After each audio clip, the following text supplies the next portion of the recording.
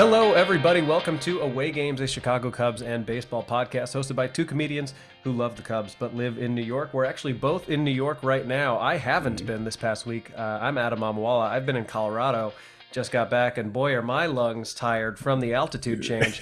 Kevin, your lungs were tired the last time we talked because you had COVID. It seems like you look fresh and well. How are you feeling? Thank you. Two different ways to beat up them lungs for sure. Did you feel like when you were doing shows out there, is it like when away teams go to play the Nuggets? Did you feel like at 38 minutes you're like, I'm gassed, my material is running out? That's very funny. Yeah, I'm sucking oxygen in between punchlines. Mm-hmm. Yes. I did not, but I definitely did feel it, like especially because I was doing shows up in the mountains, and when you get up there, it is like you feel it more when you walk up like one or two steps and you feel like Brendan Fraser in The Whale. You're like, this is not normal. I was feeling that too. That was I don't recommend getting COVID twice. Maybe I've already put that recommendation out there, or once really, if you can avoid it. But I was feeling when I was doing my first shows back from it, getting to the top of the subway stairs and just being like, man, I'm having to take a minute here is not ideal. But I'm breathing. I'm at least in shape enough to do this level of work, which is speaking for a bit. So also, it was very funny. I didn't get to go to the game because I didn't schedule it in such a way where I had a night off. But while I was in Colorado, the Bulls were in Denver. And of course they would beat the best team in the West, who I believe is like 30-5 at home. Yeah. So of course the Bulls would win that game and then probably lose tonight to whoever. To Loyola Academy high school team or whatever. They just couldn't hold a second half lead. It has been a very lose to a whole team run. of Sister Jeans. Yeah, they started Sister Jean at the 5. I mean, she's spunky, but she doesn't have the range, the reach. That's good. That was good Bulls news. And then the Bears have been exciting. I know this is a Cubs podcast, but the Bears are actually signing things. They're signing things. They're signing people. They're signing all types of stuff. And, they're signing shapes and gases and liquids. Yeah. I don't know how you felt, but I was quite thrilled with the DJ Moore trade. And when I first heard about it, I didn't even realize it involved more than just DJ Moore and the number 9 pick. The fact that we also got 2 additional picks, one of which is a first rounder. I mean, it's pretty good. It's great. And the second rounder next year too, I think, and then a second rounder this year. It's fun. It's fun to watch a team hit the offseason hard in the way that the Bears are right now. Yeah. And the Cubs also signed people this offseason. It felt like it didn't feel like they went as hard necessarily into their offseason. But there's some new dudes here. Trey Mancini's hitting a couple dingers here and there. What is on your mind, Cubs wise, baseball wise, as we I guess let's talk week? Cubs before we talk World Baseball Classic. I mean, Cubs-wise, I think some of it's a crossover thing. Like Javier Assad has been really impressive pitching the World Baseball Classic, and I continue to be very interested by what's going to happen with the number 5 spot. I mean, I think if you had to make a decision right now, Hayden Wesneski, it's hard to not say that he deserves it. I think we also saw how special he was at the end of last year. So, I mean, now that's the kind of trade that I actually was on board with. Like, I liked Scott Efros, but if you can flip a reliever and get somebody who could end up being a piece of your rotation, I would say that is a pretty good trade. So, yeah, I think Wesneski for sure. I think in terms of like Dansby Swanson struggling, fine. I don't care. Time. I couldn't care less. But then when you see someone like an Adrian Sampson really struggle, that's more like, well, the guy's in his 30s.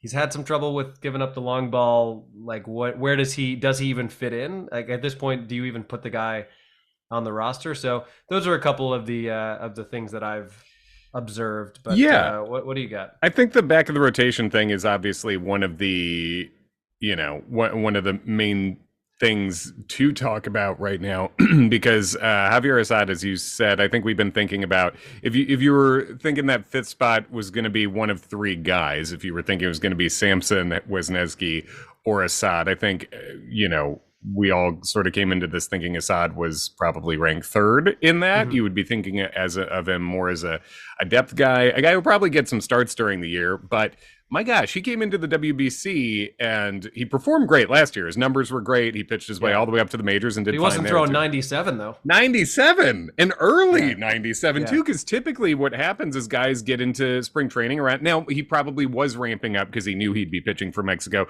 but typically guys are a couple ticks below where they're going to be at this point in the year. So watching Wesneski up at, Assad up at 96.8, 97 is just like, what is happening here? That is a gear that I didn't know was in there. So I do, and as you say, Sampson just is giving up. Happy St. Patrick's Day, tater after tater. He is giving just an absolute ideal menu for me and mine. It's just, it's just like he's given up, I think, like 6 or 7 bombs already. Yeah. He's just they're just tanking him all over off him, and I'm not super worried about that. But when there are slim margins as to who gets the 5th spot, and when you think Wesneski's a guy who is younger, you sort of assume has a higher ceiling, even though Sampson pitched great for the second half of last year. I think we're at the point where, I mean, Wesneski just threw like 4 perfect innings, I think, was his last appearance. So even if spring training results don't matter, I think at this point, combining that with how you hear David Ross talk about Wesneski, I think the 5th spot is going to be his. And Adrian Sampson also can be optioned to the minors. And that might be, instead of having him in sort of a, long relief spot, it might make sense to have a guy like that, Assad and or Sampson, sort of parked in the minors and waiting to come back up whenever there's an injury. Yeah, I would tend to agree with that, because you're going to need at least one person who can go multiple innings out of the bullpen. But I mean, the Cubs bullpen has looked very good in spring training. So if you're not getting that 5th spot, it's kind of hard to imagine someone like an Adrian Sampson really making sense in the bullpen, especially when he can be optioned. So yeah, I it's hard to judge people off of spring training, but it's easier when you know they're trying. Meaning, like, it's possible that Dansby Swanson is just working on some shit, whereas Adrian Sampson is definitely trying to solidify his spot, and it's not going that well right now. That's a good way to put it, because you would think veterans, and especially veterans who just signed the big money deal, it's not that they don't give a shit, but it's just that it doesn't, they don't have that pressure that the performance is going to matter in any way. Well, to contextualize this in terms of our jobs, right? Like different people, depending on their level, are doing different things at a bar show. Like you and I might be at the point in our career where we can go like kind of fuck around and work on some new stuff. But somebody who is getting 2 spots a month and mostly doing open mics, they're going to be bringing their A stuff to that bar show. So like, I that's kind of what spring training is, I feel like. I think so, I think so too. It's with Swanson, it's getting comfortable, and Sampson had he had over 100 innings of really good work last year too. But also he's a guy who was, I think he was let go and then reacquired by the Cubs within the season last year. So he's bounced around. He's 31, I think. Now, has his hair changed at all? Because I know historically Sampson, that can be a real issue. Yeah, that could be, if he buzzed it in that heat, that could be a lot of trouble. Then you have to go on the FL, the follicle list or something, where you have to go down and just grow it out and come back. But because it's the Cubs, they won't put him on until his hair is almost completely grown back. Until he's got bangs at least already, and then they'll be like, all right, we'll give him get the curls up. We'll put him on the list. I think, especially when you think of the other bullpen pieces, where you have Keegan and Alzolay now is fully bullpen. I mean, those are both guys who can give you multiple innings. Never go full bullpen. This is the first time those guys have gone full pen. I think that's probably enough of guys who can give you like 2 to 3 innings. Although if you are going to carry a long man back there, it's probably going to be in the first month when every pitcher is going short as they build up to. So we'll see. But did the Cubs sign Mike Minor? Am I imagining that? Oh God! I did not know that. If they did, was that very recent? I could be wrong on this. I'm sorry if I'm misreporting it. Let's see. Free agent, according to Wikipedia, still currently a free agent. Okay. That's how quick we are to the news, folks. Is we're telling you news that has not happened yet. I think I maybe just saw that it was like Cubs show interest in Mike Minor. So Okay. that has not happened. How about Edwin Rios? Any thoughts there? Yeah, the guy's got a lot of power. Sort of a left-handed Patrick Wisdom. If you're thinking about how he approaches the plate, left-handed hitting, throws right-handed because he plays over there at third base. And in terms of the kinds of pitches he hits best, he and Wisdom are different in terms of high ball and low ball hitters. But he's looked great. He's looked. To your point about guys on the margins really needing that performance in spring training, he, I think, has sort of played his way into, I would be very surprised to not see him on the opening day roster at this point. So would that be like he'll start at third if the opposing pitcher's a lefty? If the opposing pitcher's a righty, probably maybe he'll get some starts at third, because third base is a mess, right? Because it's Patrick Wisdom, it's Edwin Rios, it's Nick Madrigal, possibly, and it's Christopher Morel. So I do not like Madrigal at third at all. He's been shoving that ball over there. He's been playing there in the spring, and he hasn't looked crazy bad or anything. Yeah. So it's just weird because it's sort of like four options, none of which you feel perfect about. But I do think there's a good chance we're going to see Wisdom / Mancini getting a lot of right field time to open up the year. So I don't know. I think what this means is there's a decent chance you get a mild surprise in terms of who starts the year in AAA between Madrigal and Christopher Morel. I think there's a decent chance one of those guys, they both have options, starts down there. I don't love the names at third base. Bunch of Kevin Ory-ass names. Kevin Ory. Oh, man, I was such a believer in Kevin Ory. At the time in the 90s, I just didn't Mike Olt? Mike Olt, I was a big believer in Mike Olt. Yeah. Absolutely, I was. He was exactly 10 games better than Chris Bryant at the beginning of 2015, as we know. I was a huge Kevin Ory believer just because that was the depth of the prospects of Cubdom in the 90s. Sure. Also, I didn't know that many other Kevins in the 90s, so it was nice to see a guy, coming through. How do we feel about a Wisdom and Mancini right field? I mean, are we like punting on right field defensively and saying left and center are going to be good enough that it doesn't matter? I mean, I think there's enough, if not punts. If the Cubs didn't let's say they're not punting this year, they are running a halfback draw on 3rd and 11, I think, is a little bit where it's like, this could work. It won't, but we're not punting yet. We're not passing the ball, I think, is sort of what we're seeing happen here. So it's just a thing where Seiya Suzuki is one of the few high-end offensive players in terms of ability on this team. One of those guys leaves, and what's this lineup now, right? So I think that's just going to be what your right field is until he comes back. Do we have any realistic timetable on him? No, I mean, I think he wants opening day. It's not going to be opening day. It doesn't look like. I mean, my guess, it seems like from what's been reported, to maybe a couple weeks after opening day. I just don't want that to be one of those, like, he comes back because he really wants to be there, tweak something, and then he's out for 3 more months. Because I feel like that's the sort of thing that happens with oblique injuries. It is. I mean, it quite literally happened with Nico Horner exactly after he bulked up, too, in the way that Seiya Suzuki did. So it was when Nico got to, Hulk Nico. You don't want to make Nico angry, but someone did. And then he got too buff, and then he busted that oblique, came back, missed more time. So, I guess we're just hoping for that to not be the case, really. Yeah. Do you have any other Cubs things of note that have stood out to you? Have I seen Eric Hosmer? I've seen someone who is wearing the jersey number and and seems to be swinging in a shape. I haven't really seen a baseball player out there, so I don't know. Someone seems to be impersonating Eric Hosmer. I've seen that. I feel like, again, that feels like maybe this is leading towards a short-term visit from Hosmer, just from what I've seen so far. Who knows?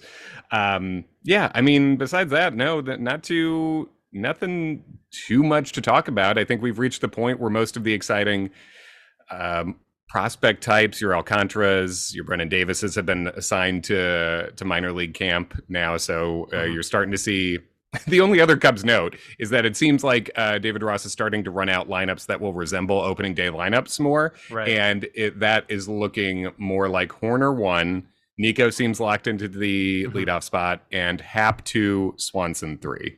Seems like that's going to be your top 3. I don't mind that. How do you feel about that? I mean, with what we have right now, I think that's what you're supposed to do, like that.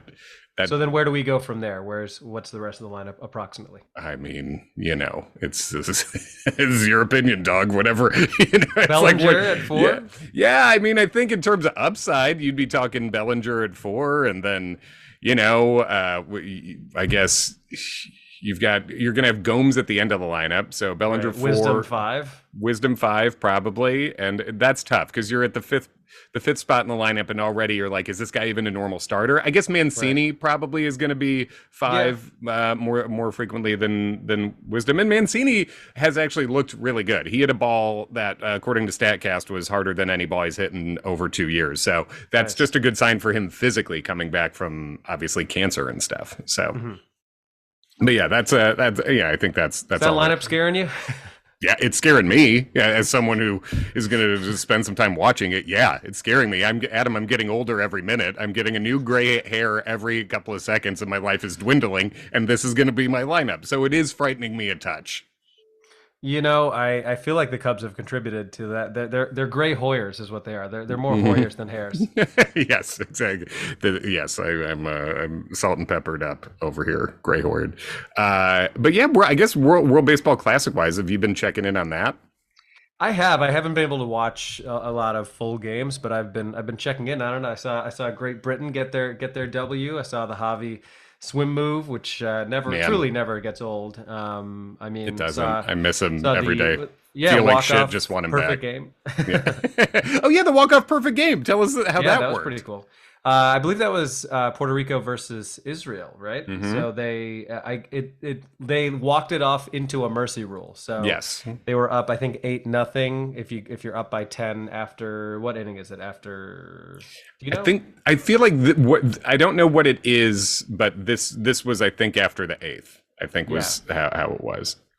Yeah, but I believe it was like a two RBI hit that knocked in the 2 runs to get them to 10-0, and then the game just ended. So it had been a perfect game to that point, a combined perfect game. But so right now, looking at the stand, give me the standings. I find myself I root for Javi all the time, wherever. So obviously, and Puerto Rico is just a fun team, and I also have a United States, sure, and then I'm rooting for. I have been rooting for Colombia because my goddaughter is half Colombian. My brother's wife is Colombian. So, and they got a big win. They beat Mexico in a extra inning game. That was a great one. Yeah. So of the 20 teams involved right now, there are only 2 teams that are undefeated. Those 2 teams are Japan and Venezuela. Right now in the U.S. bracket, the U.S., Canada, and Mexico are all 2-1. And then, so this is going to get kind of interesting because I believe it's 2 teams that advance to the next round out of the 5, correct? Yes. And I think the tiebreaker is something bonkers, like average earned runs allowed per inning. I have it here. The team that won the games between the teams tied shall be given the higher position. So that makes sense, head-to-head. So head-to-head as a tiebreaker. If 3 or more teams are tied and one of those teams won its games against all other teams it is tied with, then it will be placed in the higher spot. Similarly, if one of those tied teams lost its games against all other teams it is tied with, then it will be placed in the lowest spot. You got all that so far? Yeah. Head-to-head, basically. The tied team shall be ranked in the standings according to the lowest quotient of fewest runs allowed, divided by the number of defensive outs recorded in the games in that round between the teams. Shut up. Not you. I'm talking to them. Shut up. Even if it were me, I wouldn't mind. I'm doing just a vessel. You're doing the job here. You're reading. Don't Don't, in no part of rules do I want to hear quotient. I don't want to hear the Yeah. word quotient in any sport rules, please. That's too, it's been too long. I also have flashbacks to long division I never got on board with, so I don't want to hear that at any point. Yeah, like not giving up runs is good, I guess. But Right. what's fucked up about that is then Puerto Rico is punished because they didn't get to put another inning of zeros on the board because But you missed the quotient, Kevin. I mean, I don't know if I the whole missed it. point is Yeah. that the lowest quotient of fewest runs allowed divided by the number of defensive outs recorded. So it's basically like if you only recorded 24 outs, then the Mhm. ratio still works for you because they're not saying per 20. Like, I think that's what that means. I could be completely wrong. But Right, I but think the point is that because some of the games are not played to completion or played to 9 innings, right. they're taking that into account. That's my understanding. See, but I'm saying if you record three more outs without giving up a run, it has to be good for your quotient. Sure. Yes, that is So true. That the is true. fact that in their perfect game they didn't get to do three more outs, which they probably would have gotten Mhm. without any, yeah, it could hurt them. So really important stuff, and this is why you follow baseball. But I guess the seeing Venezuela play well was I saw them beat Team Dominicana, Mhm. whose lineup is a. But what is their record right now? If you have the standings up in front of Yeah, you. the DR is so in that that's Pool D. Venezuela is 4-0. The DR and Puerto Rico are both 2-1. Okay. Israel is 1-3. Nicaragua is Mhm. 0-4. That's gonna come down to the DR and Puerto Rico, and one of them isn't gonna advance. Seems like it. Yeah, That's tough. Because yeah. Venezuela's sitting pretty right now, and I don't remember what the pitcher's name was, but I know his shirt did not button up past his belly button, and he was really fired up coming off the Yeah. mound late in that win. That was nice to see. It's Yeah, and I guess so. Venezuela being undefeated at this point is a surprise. Hmm. Japan being undefeated at this point, not quite as surprising. They were a favorite Yeah. coming in, favorite from the Eastern Did Hemisphere, you really. see the Shohei home run? I did not. Oh my God! I mean, the Tokyo Dome sounded as loud as any stadium I've ever heard. And then what they were pointing out, which was kind of cool, was it also like just makes us as Americans look shitty, which we are. But because like Japan is a very polite society, and Sure. so people it's like someone caught the ball, which is a very valuable ball, and then they just like passed it around to everybody. Like anyone want to take a photo, like they would hold the ball, Oh, take a that's photo with it, fun. pass it around the Yeah. whole section, and then it like made its way back to the person who it belonged to. Yeah, you mean they didn't have some adult knob with a YouTube channel punching a kid Right. to get to it? That's Right. yeah. I mean, it's just cultural differences. Who's to say one's better Sure. than the other and one's worse? Yeah. It's just that's I our mean, culture. small sample size. You know what I mean? Yes. He did it, folks. God dang, that's a 80 grade Adam pun. Excellent. I mean, just if people know who Zach Hampel is too, that is It's the most a homer. specific pun a person could, even within baseball. It's niche. Yes, 100%. Very good. I know. I had a good friend of mine. This guy Josiah Madigan, very funny guy. He spent some time in Japan teaching English after he graduated college, and he was at the game, and he's at a game in Japan, and he's like, everyone's very excited when their team's up, so I'm getting into it too, and I'm cheering, I'm trying to do the songs with them, and then the other team came up, and he was like, let's keep this going, right? And he started like booing, and everyone was like, dear God, no, what? We don't boo. Like he's like, Have you no decorum, sir? Yes, exactly. It's like, and I don't know if things have changed since then, but this is, I guess, early 2000s. But he was like, oh yeah, it was like just one white man in the stadium booing, and everyone like, what the fuck happened here? Yeah, and that was the thing we talked about on the Infield Fly Girl episode of Away Games last week when she was giving us the rundown of things. So many other places have like player specific songs, and a lot of the Asian teams have cheerleaders and stuff. So that's been a fun And thing. she's really big into, is it like the Korean League? Or... She's like I think she follows all of them, but Taiwan was a team she was rooting for. I believe this time, but knows about a bunch of them. Yeah, go listen to if you want to hear about players that you to pay attention to in this, and you didn't listen to last week's episode. Go ahead and check that out if you're listening now, and follow Infield Fly Girl. Yeah. I'll tell you what's the most interesting pool is it's called Pool A. All 5 teams are 2-2. So it's Cuba, Italy, the Netherlands, Panama, and Chinese Taipei. All of them are 2-2. So that's Okay. I mean, Right now, Cuba and Italy are listed as the top two because I guess they have the tiebreakers. But Right. I mean, That's 3 of those 5 teams are not going to advance. That's a good sloppy mess. I like that. Mm-hmm. That's a good. It's a good goof. Yeah, and that's got only about a week left in this tournament. A touch over a week, I think. So Yeah, I'm hoping that I'll be able to at least watch the finals. But I mean, it also coincides with March Madness, which is, I guess, tough. that's just always the timing. But I feel like in terms of viewership wise, I have no sense of like how many people watch the World Baseball Classic. I don't feel like, other than big baseball fans, I don't feel like it's anyone. Like in the way that random people will watch March Madness, I don't think random people are watching World Baseball Classic. Yeah, I haven't seen the ratings for it. Also, Fox has been doing no favors by occasionally listing when they're going to broadcast a game and then it's not on the channel they listed. Was something that I don't know if they've fixed that, but that was certainly going on in the early rounds. So it's fun, and especially when it gets to the knockout stages, when it's you win and you advance, you lose and you're out. I mean, it's baseball March Madness, so that it's. I'll definitely be watching that as well. And I guess just one Cubs note: Owen Casey of Team Canada, also Jared Young, another. Those are the 2 Cubs guys on Team Canada. But Owen Casey hit a big old dinger, and he's been looking good over there. So if you catch Team Canada, check out Owen Casey. He's basically the most promising prospect we got in the Yu Darvish sell-off. Is he the guy who hit a walk-off home run on his birthday? I don't know. Do you know what I'm talking about? I feel like we talked about this before.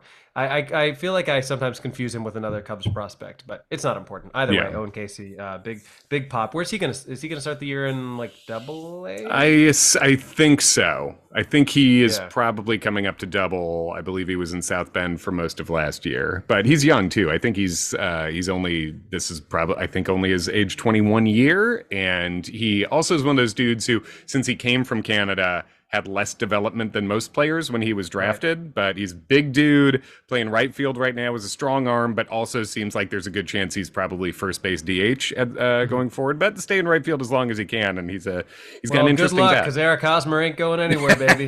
He's sticking here 5 years for his league minimum. You know the Hoyer loves that. So yeah, I think that's all I had. Any other closing notes, Adam, before we wrap it? No, I don't think so. I mean, this is now, we had 2 weeks from tomorrow is opening day, so I imagine we'll do one more episode, and then probably the week after next will be our, possibly and probably with Ken Schultz, our big prediction episode. I'm going to hope that we predict better things than last year, where we all predicted the Cubs to win somewhere between 70 and 75 games, but maybe we won't. Who can say? Did you put your bet on the Cubs, $1 on the World Series? No. And I'm debating whether I'm going to or not. I've done it every year, but it's like an emotional debate for me, because do I break the streak because I don't believe in it, and I don't believe. As I said, I was just on not to shout out another podcast, but I was on the Cousin Sal and Megan Morant's podcast. Cousin Sal from Jimmy Kimmel. They have a podcast called Extra Points Pod that I was on the other day, and I was talking about the Cubs a little bit, and I was like, when they were not truly competing for most of my life, I could deal with it because I thought they didn't know any better. When I feel like it's a choice, it makes it harder for me to believe in them with $1 even. I'm rooting for these players, yada, yada. We've said it a million times. But are you going to bet on, or are you going to place a bet? Probably not, but I will be in Vegas next month, and I feel like there's something extra satisfying about like getting a sheet of paper that says, I put $1 on the Cubs. The physical ticket. It's also like throwing away $1. Yeah. I could really use some dollars. I'm not saying they can't make the playoffs. There's an outside shot they can make the playoffs, but if anybody really thinks the Cubs are winning the World Series, I'd like to smoke what they're smoking. Please sponsor us. Bring your smoke to our podcast, and we'll put you over. That's it for us. We'll come back with the season preview pretty soon. Thanks for listening, everybody. At Away Games Pod on all the things. Rate and review if you haven't yet. And the Cubs baseball starting soon in a way that counts. How about that? Hell yeah. Happy St. Patrick's Day to you and all your McCaffreys out there. Thank you. Thanks. Happy McCaffs. Bye.